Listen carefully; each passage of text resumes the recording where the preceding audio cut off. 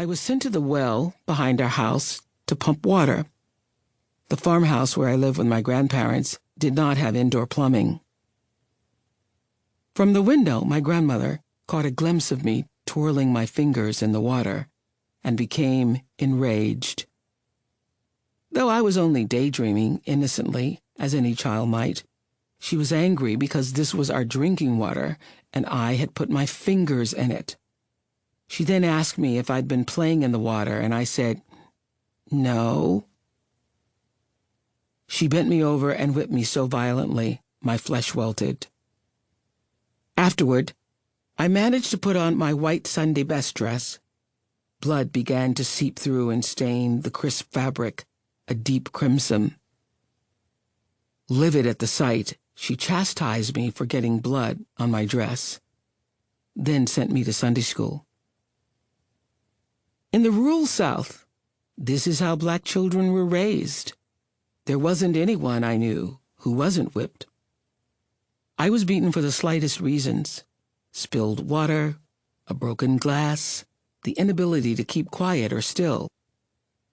I heard a black comedian once say, "The longest walk is to get your own switch."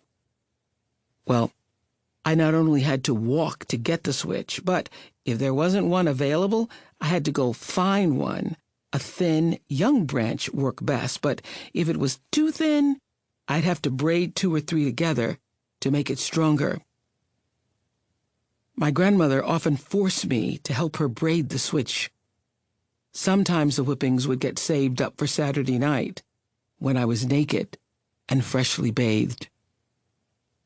Afterwards, when I could barely stand, she would tell me to wipe that pout off your face and to start smiling. Bury it as though it never happened. Eventually, I developed a keen sense of when trouble was brewing. I recognized the shift in my grandmother's voice, or the look, that meant I had displeased her. She was not a mean person. I believe she cared for me and wanted me to be a good girl, and I understood that hushing my mouth or silence was the only way to ensure a quick end to punishment and pain. For the next 40 years, that pattern of conditioned compliance, the result of deeply rooted trauma, would define every relationship, interaction, and decision in my life. The long-term impact of being whipped, then forced to hush and even smile about it, turned me into a world-class people-pleaser for most of my life. It would not have taken me half a lifetime to learn to set boundaries and say no with confidence had I been nurtured differently. As an adult, I'm grateful to enjoy long-term, consistent, loving relationships with many people.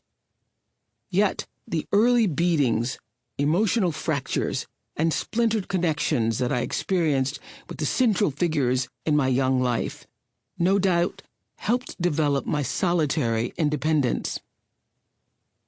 In the powerful words of the poem Invictus, I am the master of my fate. I am the captain of my soul. Millions of people were treated just as I was as children, and grew up believing their lives were of no value. My conversations with Dr. Bruce Perry and the thousands of people who were brave enough to share their stories with me on the Oprah Winfrey Show have taught me that the effects of my treatment by those who were supposed to care for me weren't strictly emotional. There was also a biological response. Through my work with Dr. Perry, my eyes have been opened to the fact that although I experienced abuse and trauma as a child, my brain found ways to adapt. This is where hope lives for all of us, in the unique adaptability of our miraculous brains. As Dr. Perry explains in this audiobook, understanding how the brain reacts to stress or early trauma helps clarify how what has happened to us in the past shapes who we are.